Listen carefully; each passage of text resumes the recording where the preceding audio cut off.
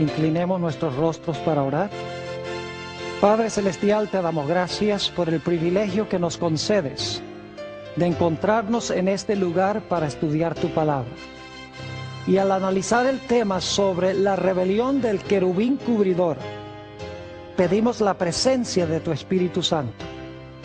Te pedimos, Señor, que abras nuestras mentes y enternezcas nuestros corazones para recibir tu mensaje. Te lo pedimos en el precioso nombre de tu Hijo, Cristo Jesús. Amén. Quiero extenderle un saludo muy cordial a todos los que han venido a este lugar en esta noche. También quiero entregarle un saludo muy cordial a aquellas personas que nos están viendo vía satélite y por televisión. Nos alegra mucho que nos estén acompañando en este tema de este día. Vamos a comenzar nuestro estudio en el libro de Génesis, el capítulo 1 y el versículo 31. Este versículo está hablando de la conclusión de la semana de la creación, de los 6 días de la creación. Y quiero que noten la opinión que Dios tenía de lo que hizo durante esos 6 días. Dice en el versículo 31, y vio Dios todo lo que había hecho, y he aquí que era bueno en gran manera. Y fue la tarde y la mañana del día sexto. Dios vio lo que había hecho y nos dice la Biblia que era bueno en gran manera. Pero inmediatamente surge la pregunta. Si lo que hizo Dios, lo que hizo Jesús, era bueno en gran manera, ¿de dónde entonces surgió el mal? Porque hay odio, porque hay sufrimiento, porque hay muerte. Si Dios hizo todo bueno, uno no puede entender por qué existen estas cosas negativas. Esta noche vamos a hablar en cuanto al origen del mal. Y vamos a encontrar que el pecado y el mal no se originó en la tierra, sino que se originó en el cielo con un personaje que se denomina el querubín cubridor. ¿De dónde viene el mal? Vamos al libro de Génesis, el capítulo 3 y los versículos 4 y 5. Génesis 3, 4 y 5. Y vamos a leer el versículo 1 para el contexto. De repente aparece una serpiente aquí en el relato que uno dice, bueno, ¿y de dónde salió esa serpiente que está hablando? Dice en el versículo 1, pero la serpiente era astuta, más que todos los animales del campo que Jehová Dios había hecho. La cual dijo a la mujer, con que Dios os ha dicho, no comáis de todo árbol del huerto. Ahora vamos a saltar al versículo 4. Entonces la serpiente dijo a la mujer, no moriréis, sino que sabe Dios que el día que comáis de él, serán abiertos vuestros ojos y seréis como Dios, sabiendo el bien y el mal. Dios le había dicho a Adán y Eva que si comían del árbol iban a morir. Aquí tenemos a una serpiente que les está diciendo, si comen del árbol no van a morir. Dios les está mintiendo. Es decir, es un ser que está contrariando a Dios. Y en Génesis se le llama la serpiente. Ahora inmediatamente uno se pregunta, ¿de dónde salió esta serpiente y quién era? Necesitamos ir al libro de Apocalipsis para entender quién era y de dónde vino. Apocalipsis, el capítulo 12 y el versículo 7 y 9, nos habla de esta serpiente que en realidad existió antes de que se encontrara en el huerto del Edén. Es decir, preexistió al huerto del Edén. En realidad habitó en el cielo antes de que viniera a la tierra. Dice en Apocalipsis 12, y vamos a leer el versículo 7, dice, después hubo una gran batalla en el cielo. Miguel y sus ángeles luchaban contra el dragón y luchaban el dragón y sus ángeles. Es decir, hubo una lucha entre Miguel y sus ángeles y el dragón y sus ángeles. Note lo que dice el versículo 9. Y fue lanzado fuera. ¿Fuera de dónde? del cielo, ¿verdad? Fue lanzado fuera el gran dragón, la serpiente antigua, que se llama Diablo y Satanás, el cual engaña al mundo entero, fue arrojado a tierra y sus ángeles fueron arrojados con él. ¿A dónde habitaba la serpiente antigua o el dragón antes de que estuviera en el huerto del Edén? Nos dice en Apocalipsis 12 que antes de estar en la tierra, la serpiente estuvo en el cielo. Es decir, el pecado no se originó en la tierra, el pecado se originó en el cielo. Y hubo una lucha entre Miguel y sus ángeles y el dragón y sus ángeles, aún antes que este mundo fuese creado. En este tema de hoy queremos estudiar un poco sobre este personaje que se rebeló contra Dios en el cielo y llevó a Adán y Eva a rebelarse contra Dios aquí en la tierra. Vayan conmigo a Ezequiel, el capítulo 28 y el versículo 13 y el versículo 15. Ezequiel, el capítulo 28, y vamos a leer los versículos 13 y 15. Hay varios detalles que quiero que notemos en estos versículos.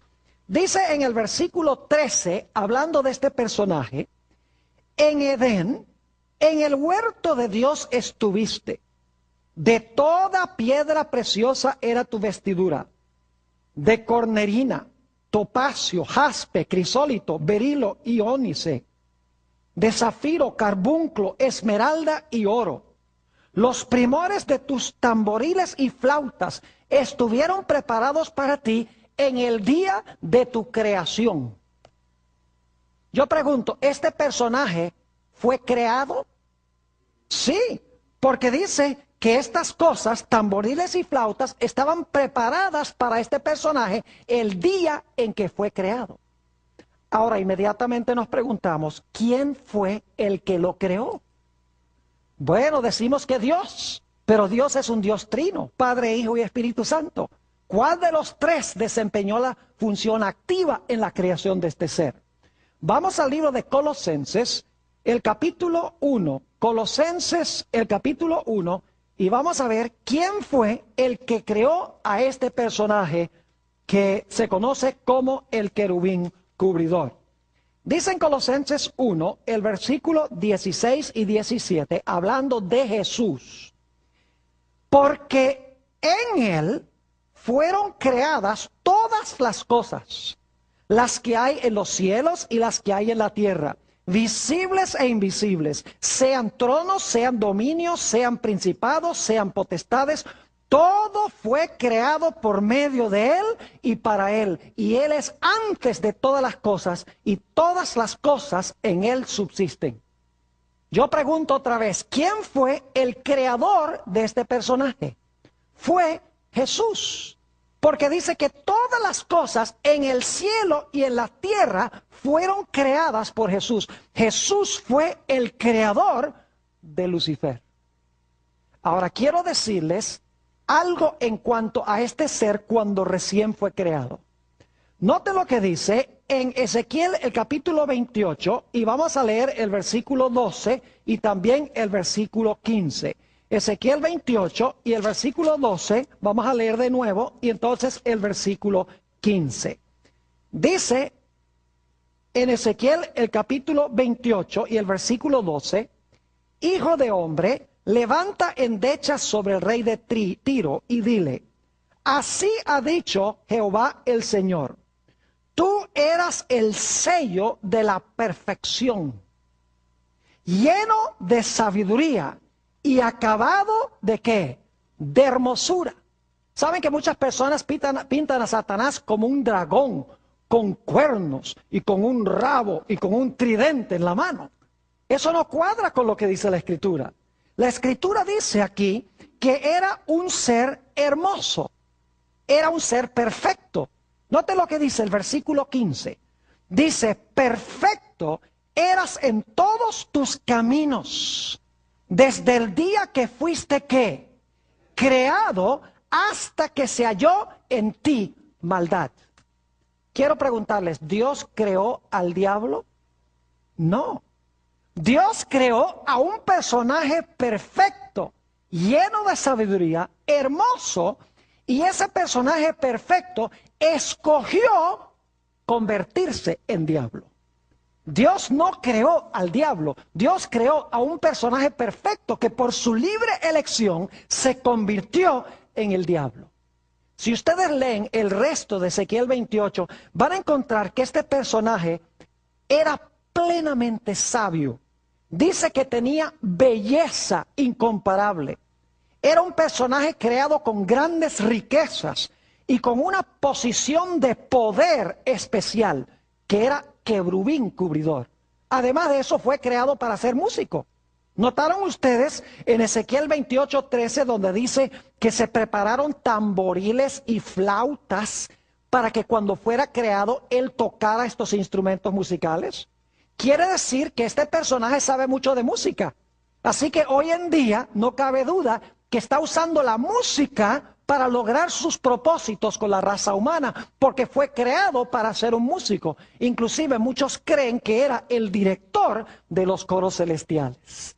Es decir, Dios creó un ser plenamente sabio, perfecto, hermoso, rico, con una posición especial de poder. No tenía ni un vestigio de pecado, pero en determinado momento escogió contrariar a Dios. Ahora, hablemos un poco de la posición que tenía este personaje cuando estaba en el cielo antes de pecar. Vayan conmigo nuevamente a Ezequiel, el capítulo 28 y el versículo 14. Ezequiel, el capítulo 28 y el versículo 14, habla de la posición que ocupaba, de la función que tenía este personaje hermoso, lleno de sabiduría, perfecto, acabado de hermosura.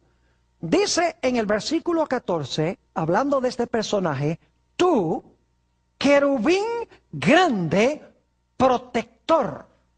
Algunas versiones dicen querubín grande, cubridor. Y luego dice, escuchen bien, yo te puse en el santo monte de Dios. Allí estuviste en medio de las piedras de fuego, te paseabas.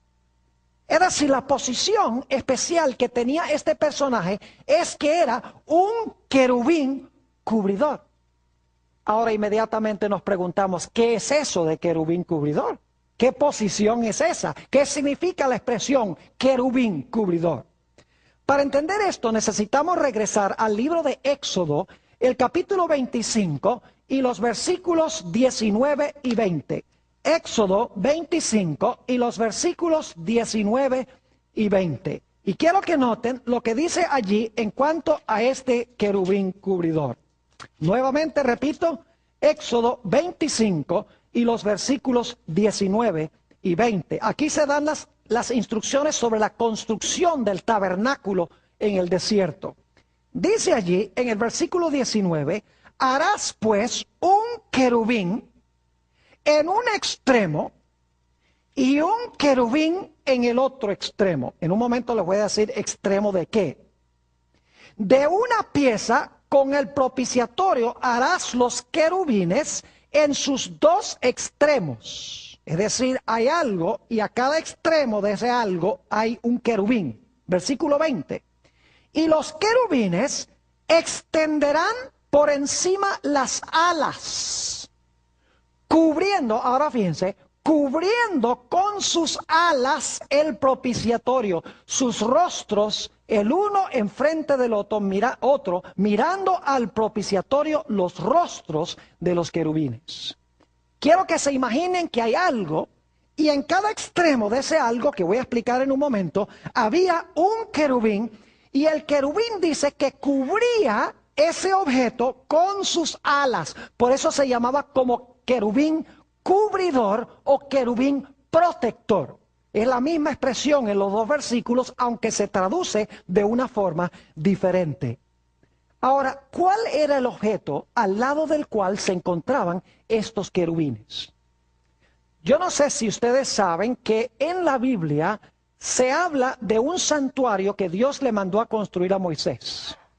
Pero nos dice la Biblia que ese santuario que Dios le mandó a construir a Moisés en realidad era una copia de un santuario que Dios le mostró a Moisés en el monte. Es decir, era un modelo en miniatura, era una maqueta, por así decirlo, del santuario celestial. Ustedes pueden leer eso en el libro de Hebreos, el capítulo 8 y el versículo 5, donde dice que el santuario terrenal era una copia, una maqueta, un modelo en miniatura del santuario celestial. Ahora, si ustedes miran el santuario terrenal, esa carpa que Dios mandó a Moisés que construyera allí en el desierto, van a encontrar que la carpa tenía dos apartamentos, el lugar santo y el lugar santísimo. El lugar santísimo era el lugar a donde se manifestaba la presencia gloriosa de Dios, que se conocía como la Shekinah. La gloria de Dios descendía y se asentaba allí en el lugar santísimo del santuario, en un mueble que se conoce como el arca del pacto. Es decir, en el lugar santísimo, en el segundo apartamento de esa carpa, había un arca que se conocía como el arca del pacto. Un arca que ha sido hecha famosa por Indiana Jones. Tal vez no debería mencionar eso, pero es la idea que tenemos aquí en la Biblia, solo que Hollywood ha dañado la historia que encontramos en la Biblia. Ahora, esa arca, interesantemente, se encontraba en el lugar santísimo del santuario terrenal. Pero la Biblia nos enseña que como el santuario terrenal era una copia del celestial, el santuario celestial también tiene un arca. Noten lo que dice en Apocalipsis 11 y el versículo 19. Apocalipsis, el capítulo 11 y el versículo 19. Allí nos va a hablar sobre algo que el apóstol Juan vio en el cielo. Y quiero que noten qué fue lo que vio. Nuevamente repito el texto, Apocalipsis el capítulo 11 y el versículo 19. Dice el apóstol San Juan, inspirado por el Espíritu Santo, y el templo de Dios fue abierto ¿a dónde? En el cielo. Y el arca de su pacto se veía ¿a dónde? En el templo. Y hubo relámpagos, voces, truenos, un terremoto y grande granizo. ¿Qué fue lo que vio Juan en el templo celestial? Vio el arca ¿de qué? El arca del pacto. Yo pregunto entonces, ¿el arca en la tierra era una copia del arca celestial? La Biblia dice que sí. Ahora viene una pregunta muy importante. ¿Qué se encontraba dentro del arca en el santuario terrenal? Vamos a buscar en nuestras Biblias el libro de Deuteronomio, el capítulo 10 y el versículo 2. Deuteronomio, el capítulo 10 y el versículo 2.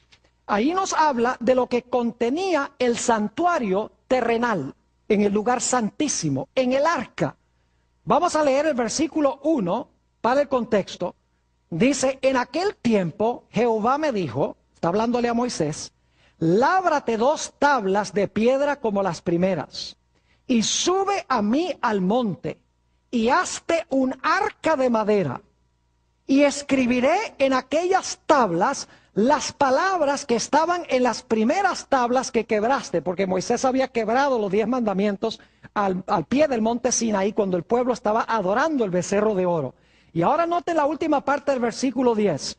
Y las pondrás, las tablas las pondrás, ¿dónde? En el arca. ¿A dónde se encontraban las tablas de los 10 mandamientos? Se encontraban en el arca. Ahora yo pregunto, si el santuario terrenal era una copia del santuario celestial, ¿qué debe estar en el arca del pacto celestial? Deben estar también allí, ¿qué cosa? Debe estar la ley, deben estar allí también los 10 mandamientos. Es decir, quiero que se imaginen esto. Allí, en el santuario celestial, en el segundo apartamento, en el lugar santísimo, está el arca del pacto, donde se manifestaba la gloria de Dios, representa el trono de Dios. A cada lado del trono de Dios hay un querubín cubridor. Y dice la Biblia que estaban mirando hacia abajo en reverencia a la ley de Dios que se encontraba dentro del arca del pacto.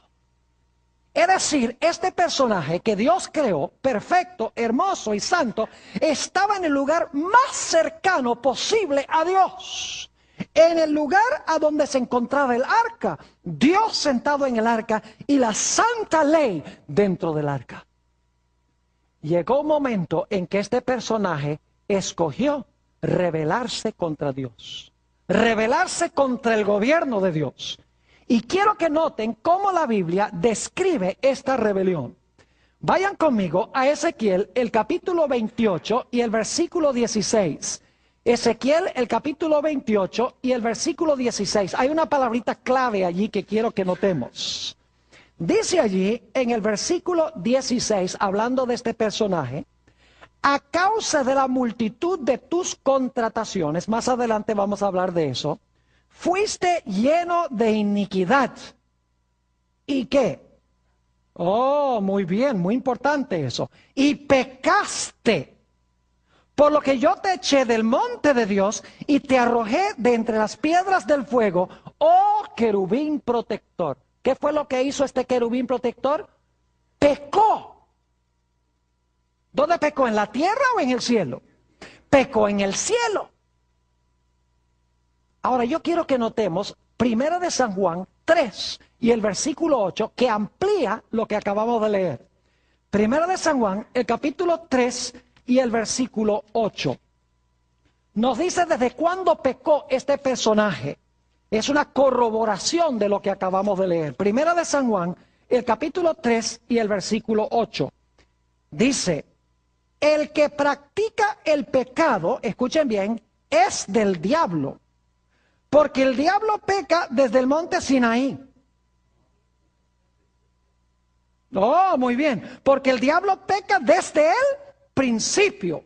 Para esto apareció el Hijo de Dios, para deshacer las obras del diablo. ¿A dónde pecó este personaje? Pecó en el principio, ¿a dónde? En el cielo. En Ezequiel dice, pecaste. Aquí dice, desde el principio, Satanás, ¿qué? Peca. Ahora yo quiero preguntar, ¿qué es pecado? ¿Saben que algunos cristianos dicen que la ley comenzó cuando Dios se la dio a Moisés en el monte Sinaí? Dicen, ahí comenzaron los 10 mandamientos en el monte Sinaí. La Biblia no enseña eso. Porque la Biblia dice que Satanás pecó en el cielo. Ahora vamos a notar qué es el pecado. Primera de San Juan, el capítulo 3 y el versículo 4. Escuchen bien, Primera de Juan 3, 4. Dice, todo aquel que comete pecado, infringe también la ley. ¿Sabe lo que significa infringe, verdad? Desobedece, quebranta, transgrede. Dice, todo aquel que comete pecado, infringe también la ley, pues el pecado es ¿qué cosa? Infracción de la ley. Yo pregunto, si Satanás pecó en el cielo, ¿infringió la ley? Claro, porque ¿cómo podía pecar si no había ley? Si el pecado es quebrantar la ley y él pecó, tiene que haber existido una ley que quebrantar. ¿Están entendiendo lo que estoy diciendo? Es decir, la ley ya existía en el arca del pacto. Es decir, este personaje escogió rebelarse en contra de la santa ley de Dios. Escogió desobedecer la ley que se encontraba dentro del arca, porque dice la Biblia que él pecó. Y luego la Biblia dice que en algún momento después de ser echado del cielo, vino a parar al planeta Tierra. Y cuando llega al planeta Tierra, él sabe que Dios le ha dicho a Adán y Eva, mire, ahí está el árbol de la ciencia del bien y del mal. Ustedes deben obedecerme. No coman de ese árbol, porque si ustedes comen de ese árbol van a morir. Ahora, ¿saben ustedes que en ese solo mandamiento se encontraban encerrados todos los 10 mandamientos? Permítame ilustrar nada más para que entiendan algunos. Yo pregunto, cuando Eva comió del árbol, ¿se quiso hacer Dios? Sí, porque dice, el diablo le dijo, seréis como dioses. ¿Quebrantó el mandamiento que dice, no tendrás dioses ajenos delante de mí? Oh, claro que sí. Yo pregunto, ¿deshonró a su padre celestial? Oh, claro que sí. Honra a tu padre y a tu madre. ¿Mató? Oh, dicen sí. ¿Cómo mató? Cuando pecó, trajo la muerte al mundo. Yo pregunto, ¿robó? Sí, porque el fruto era ¿de quién? De Dios, y ella se lo robó. ¿Codició? ¿Quebrantó el mandamiento no codiciarás? Claro que sí. En ese mandamiento se encuentran encerrados todos los 10 mandamientos. Dios le estaba diciendo, obedece este uno y vas a estar obedeciendo los 10. Por eso la Biblia dice que el que transgrede uno, los quebranta todos. Y el que guarda uno, los guarda todos. Y Dios le dijo, obedece mi ley y te va a ir bien, vas a vivir. Desobedece mi ley y eso es pecado y vas a morir. Pero encontramos que Satanás llega al huerto. Quiero que noten lo que dice Génesis 3, 4 y 5. Génesis 3 y el versículo 4 y 5.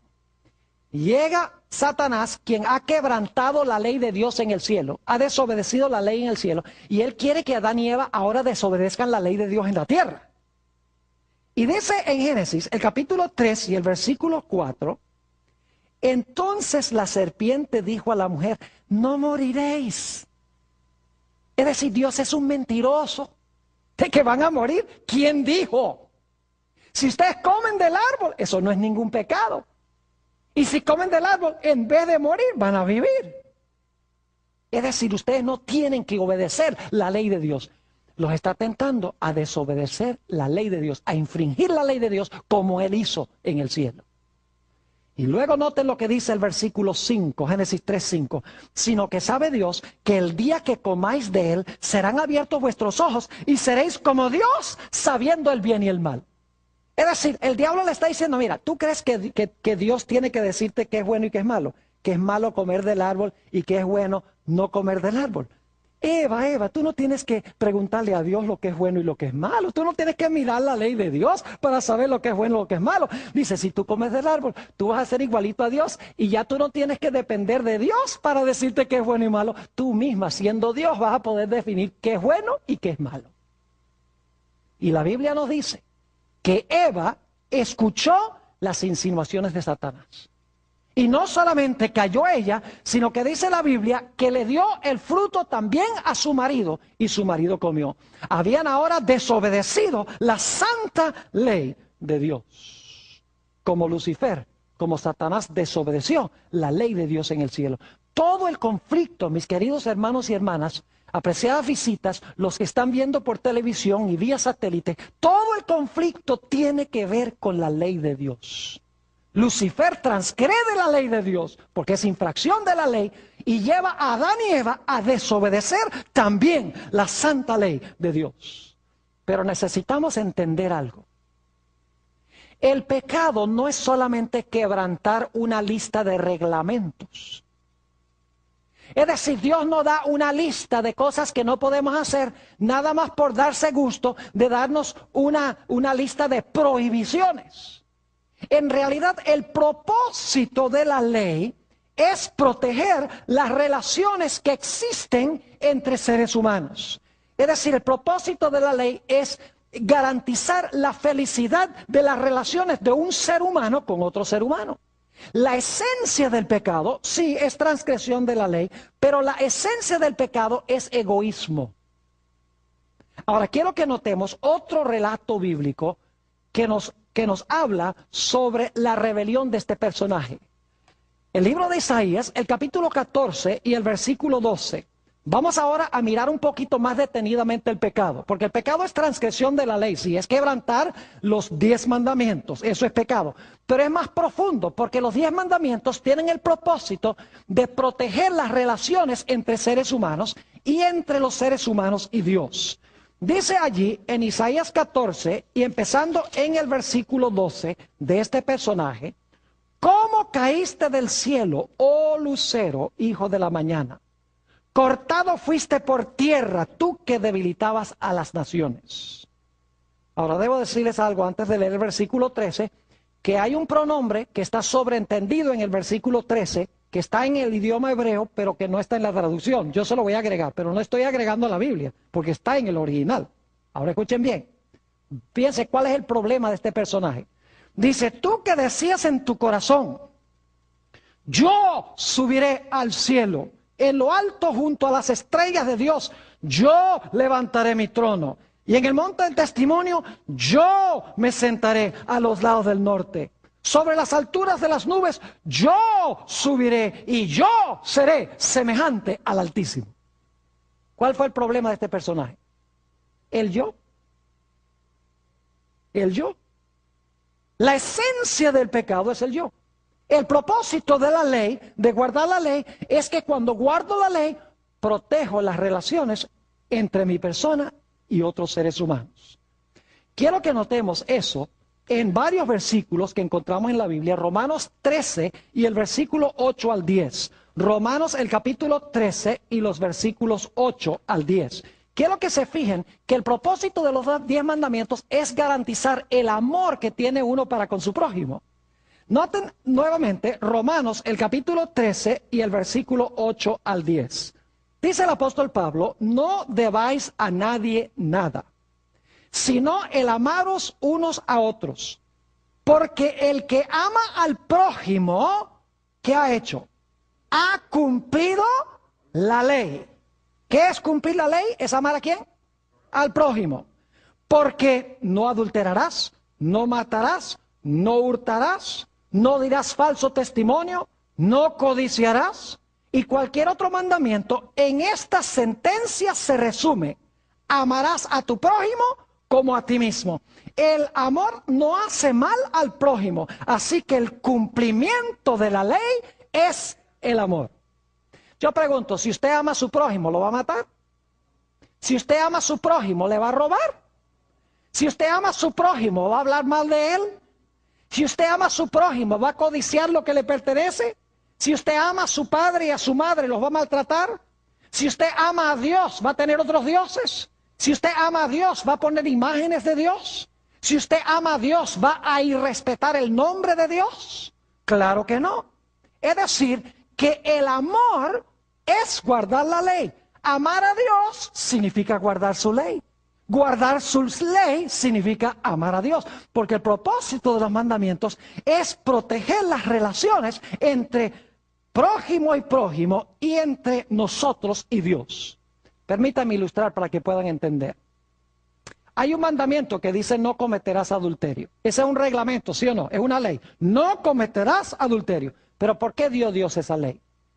Yo pregunto, cuando una persona, cuando un esposo tiene relaciones sexuales con una mujer que no es su esposa, yo pregunto, ¿trae esto tristeza en el corazón de la esposa y de los hijos?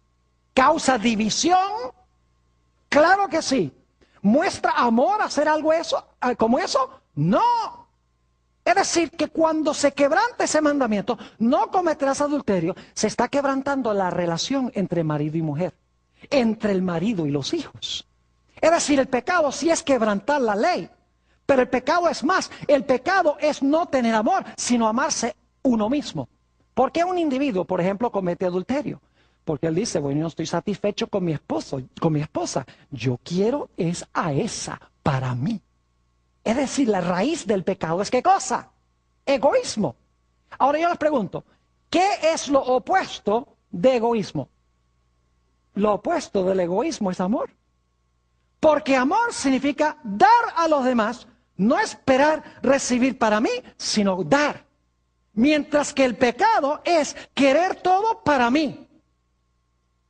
No sé si me estoy explicando, si están entendiendo lo que estoy diciendo. Es decir, la esencia del pecado de este ser fue sí quebrantar la ley, quebrantar los 10 mandamientos, pero los 10 mandamientos tienen el propósito de garantizar una relación de amor entre nosotros y otros, y nosotros y Dios. Por eso el Señor Jesucristo declaró en San Mateo 22, Él dijo que hay 2 grandes mandamientos. El primer mandamiento es amar a Dios por encima de todo. Y el segundo mandamiento es amar a nuestro prójimo como a nosotros mismos. Y Él dice, en estos 2 mandamientos se resume toda la ley y los profetas. Es decir, el problema de este personaje es que ya no quería amar a Dios, ni que quería amar a los demás ángeles, sino que quería ¿qué? Amarse a sí mismo. La esencia, la raíz amarga del pecado es el amor propio. Cuando usted se ama a sí mismo, va a quebrantar la santa ley de Dios. Y según Isaías 59 y el versículo 2, nuestros pecados causan separación entre nosotros y Dios. Pero la Biblia nos dice que Satanás no cayó solo del cielo. Fue capaz de engañar a una tercera parte de los ángeles. Vamos a notar lo que dice en el libro de Apocalipsis, el capítulo 12 y el versículo 4. Apocalipsis 12 y el versículo 4, y luego vamos a leer los versículos 7 al 9. Apocalipsis 12, 4 y 7 al 9. Dice en el versículo 4, y su cola arrastraba, en un momento vamos a hablar de la cola, su cola arrastraba la tercera parte de las estrellas del cielo y las arrojó sobre la tierra. Y el dragón se paró frente a la mujer que estaba para dar a luz a fin de devorar a su hijo tan pronto como naciese. Piensa que su cola arrastró ¿a cuántas de las estrellas? A una tercera parte de las estrellas. Ahora noten el versículo 7. Después hubo una gran batalla en el cielo.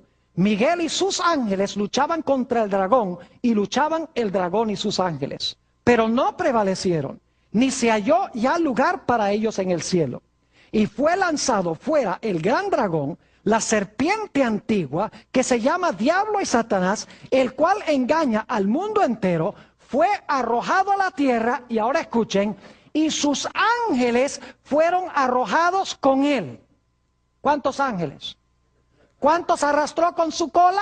Recuerden eso, con la cola, muy importante. ¿Qué significa eso? En un momento vamos a ver. Con su cola arrastró una tercera parte de las estrellas, y las estrellas representan ¿qué cosa? Representan ángeles. Ahora yo pregunto, ¿cuántos ángeles hay? Vamos a ver lo que dice Apocalipsis 5 y el versículo 11. Apocalipsis 5, 11, para que ustedes vean cuántos se llevó Satanás. En este mundo, mis queridos amigos y hermanos, está lleno de demonios. No solamente tenemos problemas con Satanás, sino hay millones de seres inteligentes, todos egoístas, que no le interesa a la gente acá, les hace pensar que les interesa a la gente, que no aman a Dios para nada, que pisotean la santa ley de Dios y quieren traer ruina y destrucción sobre todos los seres humanos. Es decir, son egoístas, no tienen nada de amor para con otras criaturas. Dice allí, ¿dónde dije yo? En Apocalipsis 5, ¿qué? 11, muy bien. Dice allí en cuanto al número de los ángeles, y miré y oí la voz de muchos ángeles alrededor del trono, y de los seres vivientes, y de los ancianos, y su número era millones de millones. ¿Saben que en el griego no dice millones de millones?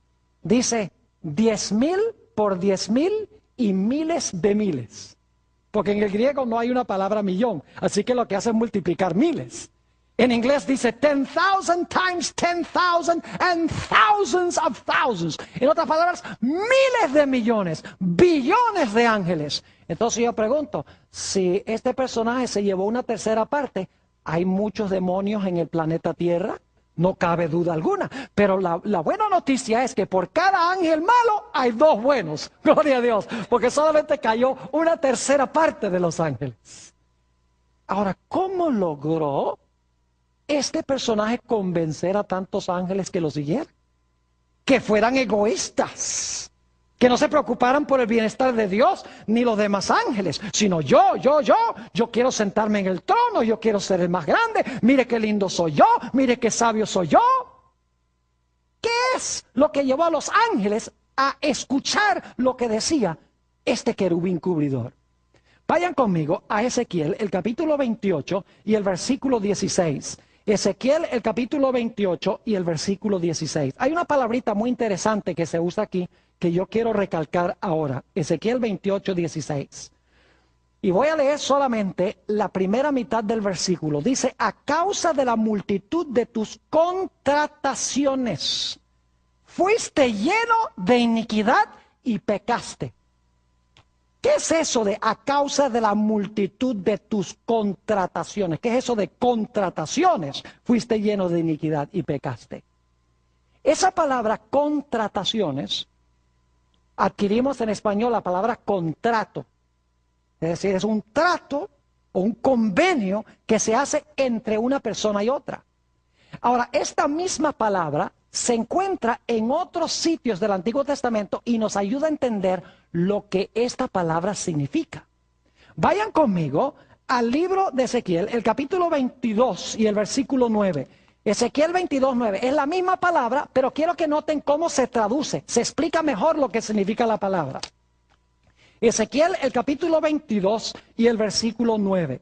Y nunca sabrían que es la misma palabra hebrea porque se traduce de una forma diferente. Dice en el versículo 9, calumniadores hubo en ti para derramar sangre, y sobre los montes comieron en ti, hicieron en medio de ti perversidades. ¿Saben que la palabra calumniadores es la misma palabra contratación? ¿Cómo es que este personaje logró ganar a una tercera parte de los ángeles? Calumniando. ¿Calumniando a quién? Calumniando a Dios. Noten también en Levítico 19 y el versículo 16, Levítico 19, 16, la misma palabra y cómo se traduce esta palabra. Levítico 19 y el versículo 16 dice, no andarás chismeando entre tu pueblo, no atentarás contra la vida de tu prójimo, yo Jehová. Esa palabra chismeando es la misma palabra que se traduce contratación. Es decir, ¿qué método usó Satanás? ¿Qué método usó el querubín cubridor para engañar a los ángeles?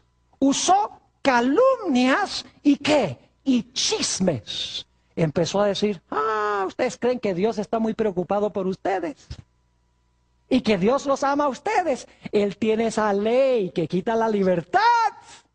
Si ustedes aceptaran mi liderazgo, yo los haría libres. No más ley, no más obediencia a las reglas de Dios. Serían libres para hacer lo que ustedes quieran. Lo mismo que le dijo a Eva, seréis como dioses sabiendo el bien y el mal. Ya Dios no les va a decir que es bueno y es malo. Ustedes lo van a saber por ustedes mismos. ¿Están entendiendo? Increíble esta rebelión que estamos estudiando. Calumniadores. Ahora, ¿recuerdan ustedes la cola? Dije que íbamos a hablar de lo que significa la cola. Arrastró con la cola. Vayan conmigo a Isaías, el capítulo 9 y el versículo 15. Isaías, el capítulo 9 y el versículo 15. Fíjense qué interesante esto. La Biblia se explica sola cuando uno compara un texto con otro. Cuando uno encuentra la cola en Apocalipsis, busca la cola en otras partes de la Biblia para saber qué significa. Noten Isaías, el capítulo 9. ¿Y qué versículo dije yo? Muy bien, están conmigo. 9:15 dice: el anciano y venerable de rostro es la cabeza. El profeta que enseña mentira es la cola. ¿Qué es la cola? Alguien que habla ¿qué? Mentira. Entonces, ¿qué significa que la cola arrastró a una tercera parte de los ángeles? Significa que los arrastró echando ¿qué cosa?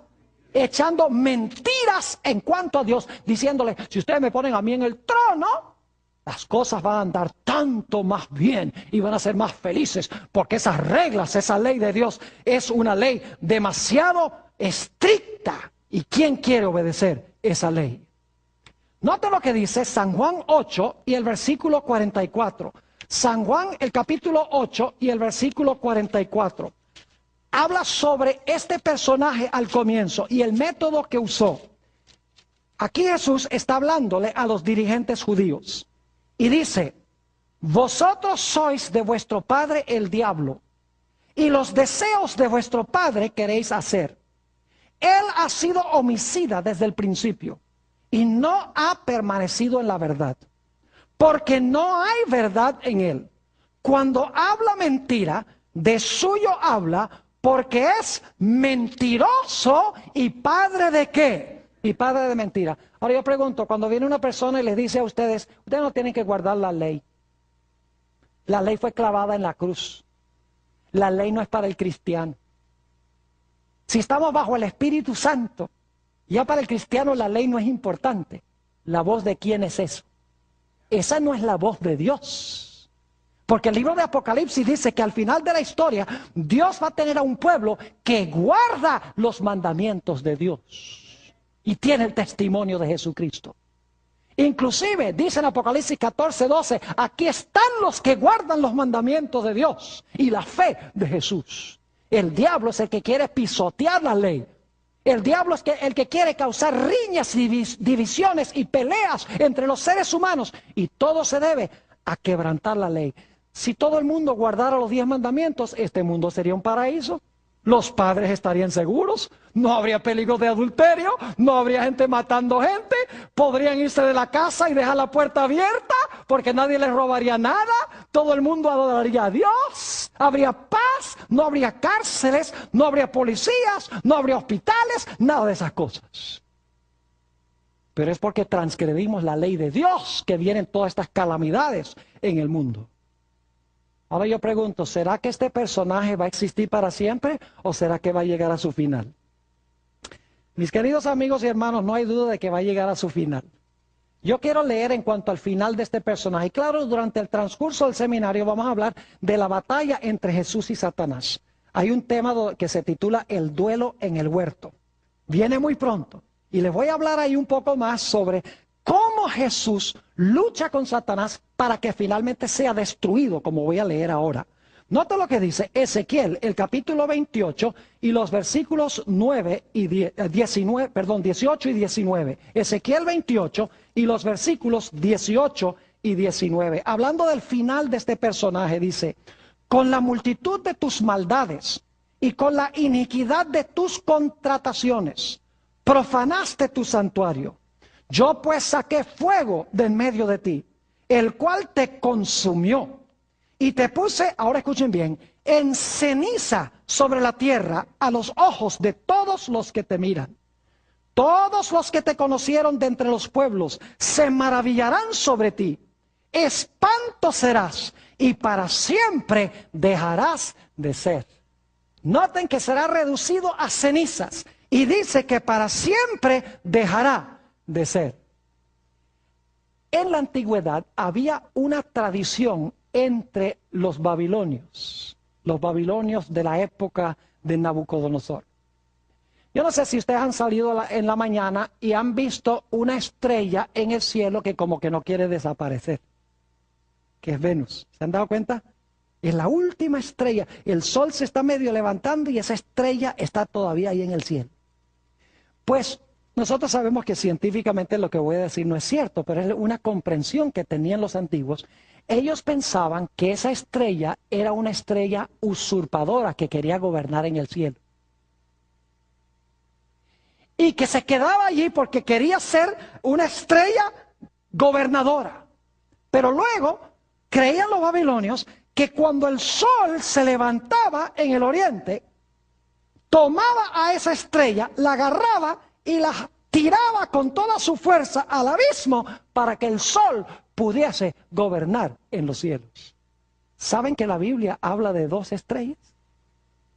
En el libro de Isaías, el capítulo 14 y el versículo 12, habla de Lucifer como el lucero de la mañana, o la estrella de la mañana. Pero en Apocalipsis 22, 16, dice que Jesús es la verdadera estrella de la mañana. Satanás es como esa estrella que quiere quedarse gobernando en el cielo. Es un usurpador. Pero la Biblia dice que Jesús, el sol de justicia, se va a levantar y va a tomar a esa estrella rebelde, Lucifer, y lo va a echar al abismo y lo va a destruir, lo va a reducir a cenizas y para siempre va a dejar de ser. Mis queridos hermanos y amigos, solamente al final de la historia hay dos grupos en este mundo: los que siguen a Satanás y los que siguen a Dios. Los que siguen a Satanás se distinguen por pisotear la ley de Dios, mientras que los que siguen a Dios se distinguen por obedecer a Dios. Note lo que dice Primera de Juan, el capítulo 3 y el versículo 10. Primera de Juan, el capítulo 3 y el versículo 10. Ustedes recuerdan que hay dos simientes en el mundo, ¿no es verdad? Hay dos simientes: la simiente de Satanás y la simiente de la mujer. Noten Primera de Juan, el capítulo 3 y el versículo 10. Escuchen bien. En esto se manifiestan los hijos de Dios y los hijos del diablo. Todo aquel que no hace ¿qué?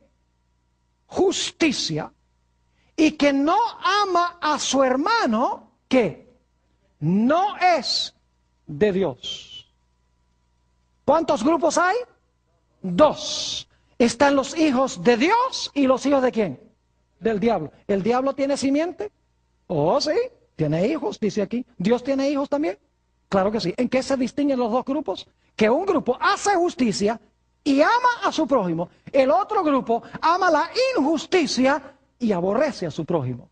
¿Y qué significa amar al prójimo? Significa, ¿qué cosa? Guardar la ley de Dios. El amor es el cumplimiento ¿de qué? De la ley, dijo el apóstol San Pablo.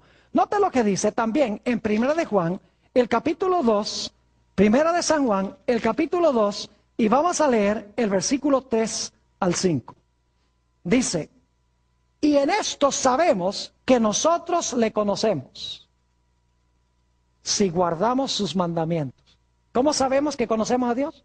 ¿Si qué? Si guardamos sus mandamientos. Ahora escuchen bien.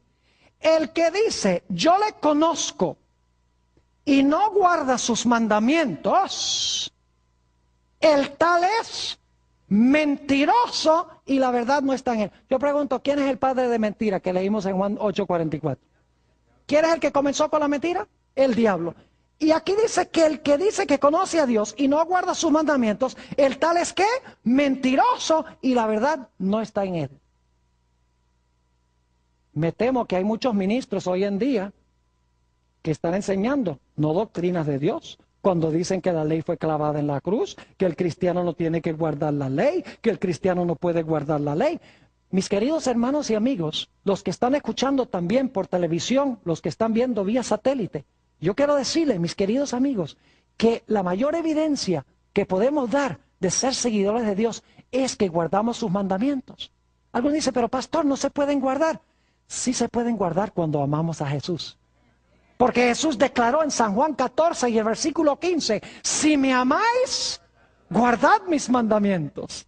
Algunos dicen, pero pastor Bor, los mandamientos son una carga muy grande. Note lo que dice en 1 de Juan, el capítulo 5 y el versículo 2 y 3. 1 de San Juan, el capítulo 5 y en los versículos 2 y 3. Dice aquí lo siguiente, en esto conocemos que amamos a los hijos de Dios, cuando amamos a Dios y guardamos sus mandamientos. Pues este es el amor de Dios, que guardemos sus mandamientos. ¿Qué es el amor de Dios? ¿Qué qué? Que guardemos sus mandamientos. Y sus mandamientos no son ¿qué? Gravosos. Sus mandamientos no son pesados, no son una carga como muchos cristianos dicen, ¡ay, esa ley de Dios es una carga tan grande!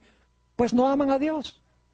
Porque cuando amamos a Dios, será nuestro deleite obedecer a Dios. No vamos a escuchar la voz de Satanás, ese querubín que se rebeló contra la ley, que estaba en el arca, que pecó contra Dios desde el principio, que mintió, arrastró una tercera parte de los ángeles para que ellos desobedecieran la ley de Dios también. No vamos a estar en ese grupo, vamos a estar del lado de Dios, vamos a exaltar la ley y vamos a hablar bien de la ley, porque amamos a Dios. Vamos a querer guardar sus mandamientos.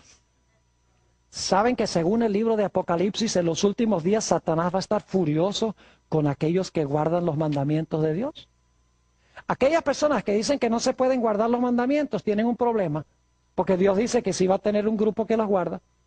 Entonces, ¿a quién le creemos? ¿A lo que dicen los hombres o a lo que dice Dios? El diablo odia la ley y va a odiar y tratar de destruir los que guardan la ley. Note lo que dice Apocalipsis 12 y el versículo 17. Y quiero que noten cómo se encuentra Génesis 3:15 en este versículo. ¿Recuerdan los 4 elementos? Enemistad, una mujer, ¿qué más? Una serpiente o dragón, ¿y qué más? 2 simientes o simiente. Ahora fíjense Apocalipsis 12 y el versículo 17 dice, entonces el dragón, que se identifica también como la serpiente antigua, el diablo y Satanás, ya lo leímos. Entonces el dragón se llenó de ira ¿contra quién? Oh, tenemos una serpiente y una mujer. Se llenó de ira contra la mujer. ¿Hay enemistad también ahí? Oh, entonces hay una serpiente o un dragón, hay una mujer, hay enemistad. ¿Simiente también hay? Note lo que sigue diciendo. Entonces el dragón se llenó de ira contra la mujer y se fue a hacer guerra contra el resto de la descendencia de ella. Se fue a hacer guerra contra el remanente, dicen algunas versiones, el remanente de la simiente de ella. ¿Y qué características tienen esa simiente que Satanás odia tanto? Dice, los cuales guardan los mandamientos de Dios y tienen, ¿qué cosa? Y tienen el testimonio de Jesucristo. ¿A quiénes va a odiar Satanás? A los que guardan los mandamientos de Dios y tienen, ¿qué cosa? El testimonio de Jesucristo. ¿Cuántos grupos entonces va a haber al final de la historia? 2. Los que son egoístas y los que aman a Dios y a su prójimo. Los que pisotean la ley y los que obedecen la ley por amor a Dios. Quiero hacer muy claro que no guardamos la ley para que Dios nos salve. No guardamos la ley para ganar la salvación o para que Dios nos mire mejor. Guardamos la ley en consecuencia de la salvación. Guardamos la ley porque amamos a Jesús por lo que Jesús ha hecho. ¿Quién no va a querer guardar la ley cuando nos damos cuenta que fue nuestro pecado que llevó a Jesús a la cruz? Si el pecado llevó a Jesús a la cruz, el pecado o la transgresión de la ley es algo terrible. Y no vamos a querer seguir cometiendo lo que llevó a Jesús a la cruz. Cuando miramos a la cruz, odiamos el pecado y amamos a Jesús y amamos a su santa ley. No estemos en el lado de Lucifer. Mis queridos hermanos y amigos, los que están viendo por televisión vía satélite, escojamos seguir a Dios y guardar su santa ley por amor.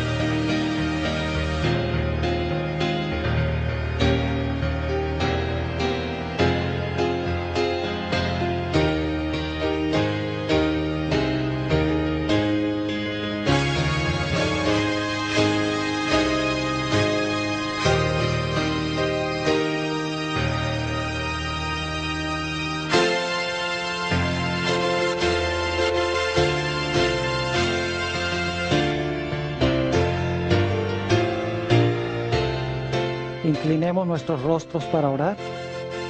Padre Celestial, te damos gracias por el privilegio que nos concedes de encontrarnos en este lugar para estudiar tu palabra.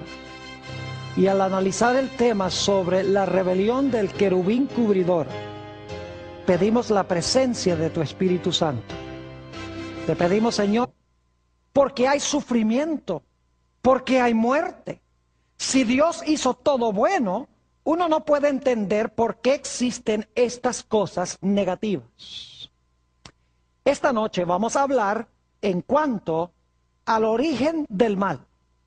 Y vamos a encontrar que el pecado y el mal no se originó en la tierra, sino que se originó en el cielo con un personaje que se denomina el querubín cubridor. ¿De dónde viene el mal? Vamos al libro de Génesis, el capítulo 3 y los versículos 4 y 5. Génesis 3, 4 y 5. Y vamos a leer el versículo 1 para el contexto. De repente aparece una serpiente aquí en el relato que uno dice, bueno, ¿y de dónde salió esa serpiente que está hablando? Dice en el versículo 1, pero la serpiente era astuta, más que todos los animales del campo que Jehová Dios había hecho. La cual dijo a la mujer, con que Dios os ha dicho, no comáis de todo árbol del huerto. Ahora vamos a saltar al versículo 4. Entonces la serpiente dijo a la mujer, no moriréis, sino que sabe Dios que el día que comáis de él, serán abiertos vuestros ojos y seréis como Dios, sabiendo el bien y el mal.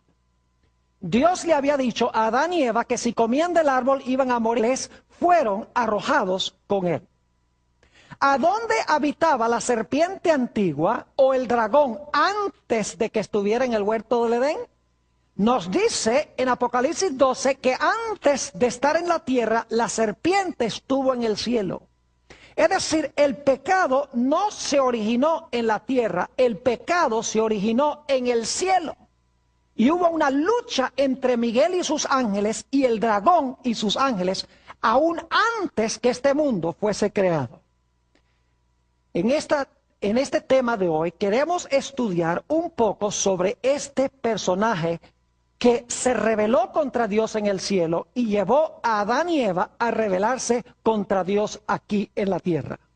Vayan conmigo a Ezequiel, el capítulo 28, y el versículo 13 y el versículo 15.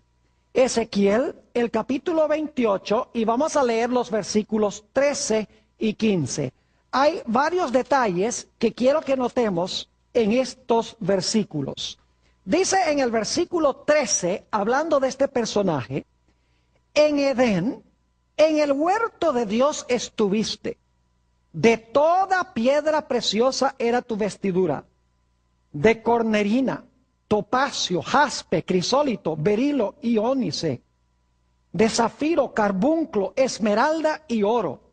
Los primores de tus tamboriles y flautas estuvieron preparados para ti en el día de ir. Aquí tenemos a una serpiente que les está diciendo, si comen del árbol no van a morir. Dios les está mintiendo. Es decir, es un ser que está contrariando a Dios. Y en Génesis se le llama la serpiente.